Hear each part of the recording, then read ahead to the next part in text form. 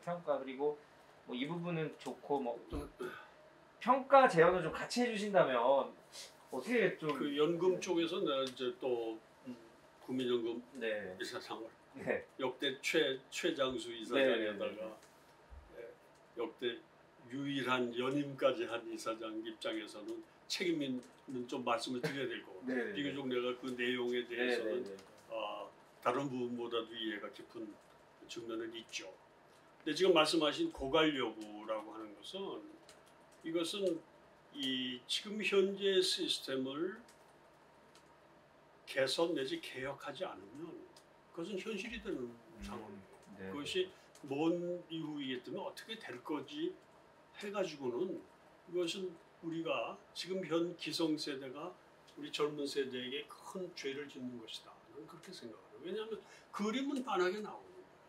지금 이 연금 보험료로 들어오는 수입이 있고 그 기금이 쌓인 것을 우리가 운용을 해서 수익을 얻어서 가고 이 개혁이 조만간 이루어지지 않으면 2050년 중반에 되면 지금 현재의 추계로 보면 이 뭐 다양한 변수가 영향을 줘요. 인구 구조가 어떻게 되느냐. 왜냐하면 이제 고령화의 속도가 어떻게 되느냐. 이것이 다 이제 연금 재정에 영향을 주는 거거든요. 이걸 다 감안해서 현재로서는 2050년 중반 되면 기금은 소진이 된다.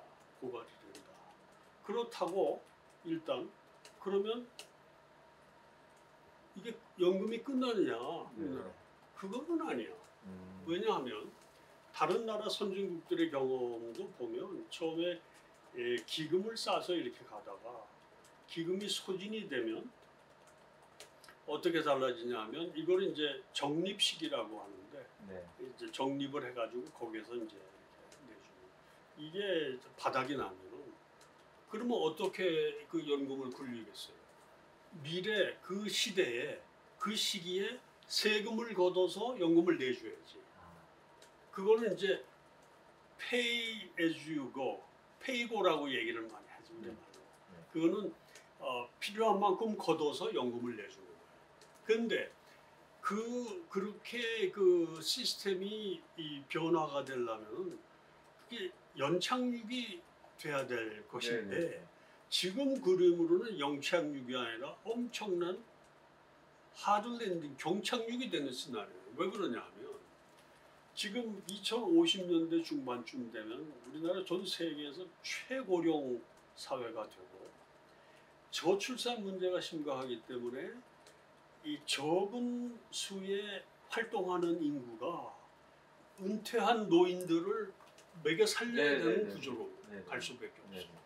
그러면 지금 이제 그 그림이 어떻게 나오느냐 대충 추계가 대략 2050년대 중반에 기금이 바닥이 나면 그 당시 지금 20, 30대가 아직도 활동할 시기예요. 그때 세금의 대충 한 3분의 1을 연금 재정 메꾸는데 세금으로 빼내야 돼.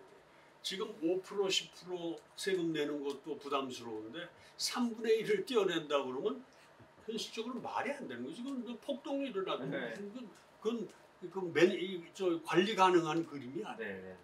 그러기 때문에 개혁이 시급하다. 그런 상황을 우리 후손들한테 안기면 안 되잖아. 그러려면 기금이 2050년도 중반에 소진되는 것을 상당 기간 지속할 수 있는 그림으로 가져가야 되겠다. 그래야 지금 세대, 우리 다음 세대가 납득할 수 있는 그림을 그릴 수 있어야 되지 않냐. 그러려면 해야 되는 게 두 가지. 하나는 보험료를 인상 안 할 수는 없지 지금. 그러니까 이제 이게 이제 벌써 거기서부터 이제 이게 문제가 되는 거죠. 당장 이제 부담이 되니까. 이게 부담이 또 이제 그 9% 우리 그 연금 보험료 내는 거가 자기가 소속된 직장에 있으면 4.5%씩 반씩 나는 게 되잖아요. 그러면 상대적으로 사실은 또 부담이 적을 수 있어. 근데 이거에 반발이 또 소규모 사업자. 사업자의 경우는 상당히 큰 부담이지 4.5씩 더 이렇게 내줘야 되는 부분이 있고 또 자영업하는 경우는 9%를 다 내야 돼. 네.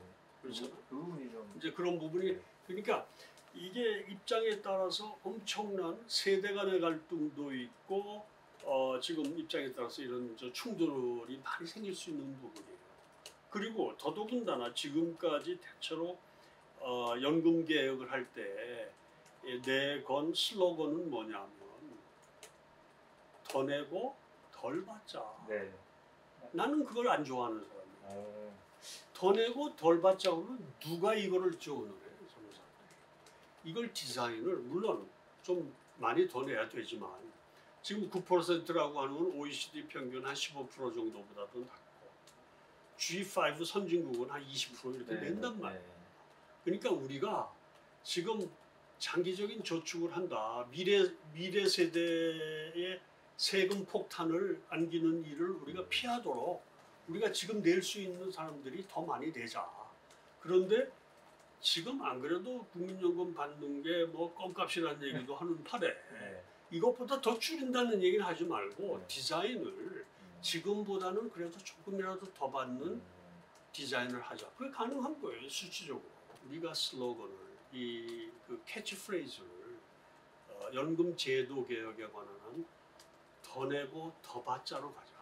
더 받는 것은 더 많이 받는 그림도 되고 더 오래 받는 문제도 있고 고령화 시대 더 오래 받는 것도 중요하죠. 그렇게 하려면 연금 재정의 지속 가능성을 높여야 될 거 아니겠어요. 그렇기 때문에 지금 아까도 얘기한 9%라고 하는 것은 1988년 국민연금 제도 도입 이후에 한 번도 올린 적이 없어. 이건 세계적으로 이건 예외적인 경우예요. 지금 지난 10년간의 통계를 보니까 OECD 국가들 대부분이 보험료를 올렸어요. 왜? 딴 요소를 다 그 조건을 떠나서 고령화가 심화되면 아니 얘네들 몇 푼 받지도 않고 세상 뜯은 사람들이 이제는 오래 받는 거 아니야. 그러니까 당연히 이거는 보험료를 올려야 우리가 나중에 더 오래 받을 수 있다. 이렇게 되는 그림이 되는 거예요. 그러니까 우리가 너무 오랫동안 이 이슈가 굉장히 민감한 이슈고 정치인들은 표에 도움이 안 된다고 생각하기 때문에 적극적으로 추진 안 한 거잖아요. 지난 5년 동안도 안 한 거 아니에요. 그래서 이 부분은 기성세대가 정말 시대적 소명감을 가지고 해야 된다. 그렇지 않으면 아까도 얘기했듯이 우리 미래 세대가 20, 30대 지금 젊은 세대 85년생가 나중에 폭탄을 맞는 상황이 되는 것이다. 그걸 우리가 막기 위해서 우리가 왜 아버지가 저축을 하면 자식이 도움을 받는 그림처럼 우리가 기성세대가 지금 낼 수 있는 그것이 뭐 60세까지도 지금 하여튼 소득이 있는 사람들이 더 내자. 더 내서 이것을 더 지속 가능한 체제로 가도록 하자 하는 것이 이제 제도 개혁이라고 하는 것이고 그게 핵심이지. 또 하나 굉장히 중요한데 많이 간과하는 게 기금 운용의 수익률을 높이는 노력을 해야 된다. 그거는 이제 물론 수익을 높인다는 게 쉽습니까? 이렇게 얘기할 수 있고 그건 어떨 땐 수익이 높지만 금년에 국민연금은 지금 마이너스예요. 근데 매해 매달 변화를 너무 이렇게 민감하게 볼 필요 없어요. 중요한 거는 장기적인 평균 수익. 이 부분에 대해서 내가 강조하는 것은 재임할 때부터도 얘기인데 국민연금 기금 운용의 역량을 높여줘라. 이게 금융투자 경쟁력은 사람 경쟁력이에요. 결국. 그 전문성을 더 높이고 최고의 전문가를 들여서 운영을 하게 하고 정부나 정치권에서 찝쩍거리지 않게 독립성을 강화시켜 자율성을 그래서 순수하게 정말 수익을 내는 그런 기금 운영 이 조직이 될 수 있도록 그래서 내가 종종 예를 드는 것이 대표적인 그 예가 캐나다 연금 그 투자위원회 CPPIB라고 하는 데는 지난 10년 동안에 연평균 수익률을 10.8%로 올렸어요. 그게 대부분의 나라보다도 몇 퍼센트 포인트 높고 우리보다도 훨씬 높아요. 그러면 만일 그럼 내가 뭐 10.8% 연수익을 올리는 게 앞으로 쉽다는 뜻으로 하는 얘기는 아니에요. 이거 쉽지 않지. 쉽지 않기 때문에 그러나 그게 중요하기 때문에 우리가 더 수익을 개선할 수 있도록 개혁을 하자. 이것도 우리 기금 운용 시스템을 그렇게 해서 그 캐나다가 했던 것은 완전히 독립적인 그리고 최고의 전문가를 채용하고 거기 그 기금 규모가 우리 국민연금보다도 작은데 전문가 채용은 우리보다 몇 배를 지금 하고 있어요. 우리 전에 시뮬레이션 한 거 보면 1%포인트 수익률을 높이면 기금 고갈 시기를 약 한 5년 늦출 수 있다는 통계가 나와요. 2%포인트 연평균 수익률을 높이면 상당 기간 그거보다 훨씬 높이고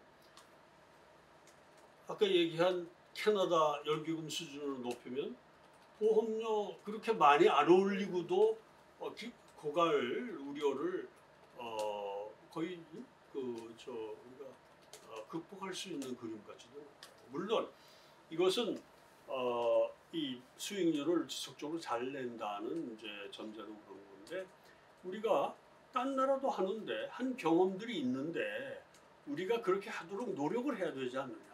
그것이 개혁의 핵심이 돼야 되고 그러면 결국은 우리가 지향해야 될 것은 이 투 트랙으로 봐야 되지 않느냐.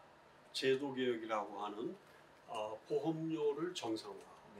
표현이 정상화가 좀 부드럽게 해서 정상화하고 인상을 해야 되고 왜냐하면 워낙 우리가 낮아 딴 나라에 비해서 그리고 고령화가 심화가 되고 하는데 그러니까 지금 젊은 세대도 나중 고령화 은퇴된 다음에 받는 그런 상황을 만들려면 우리가 더 내야 되는 건 맞다. 그러니까 그런 하루 아침에 대폭적으로 올리는 건 부담이 너무 크니 점진적으로 OECD 평균 수준에 예를 들어서 수렴하는 정도로 가자. 그러면서 지금보다는 좀 더 받는 디자인을 해라. 제도 개혁을 그렇게 해서 국민들로 가입자들, 국민들로 하여금 특히 젊은 세대들이 이 제도 개혁을 받아들일 수 있는 수용성을 높이도록 그림을 짜고 아울러 국민들의 그 보험료를 높이는 부담을 경감시켜주기 위해서 수익률을 높이는 노력을 같이 하자. 특히 수익률 높이는데 반대할 사람은 없잖아요. 그렇죠. 그러니까 이건 어떻게 보면 제도 개혁보다도 빨리 우리가 추진할 수 있는 부분이라고. 그렇기 때문에 이런 노력을 우리가 동시에 추구하면 이 미래 세대에 큰 빚을 남기는 죄를 기성세대가 안 짓고 넘어가도록 해야 된다. 그것이 불가능한 시나리오가 아니고 가능하고 해야 될 일이고 그리고 매우 시급한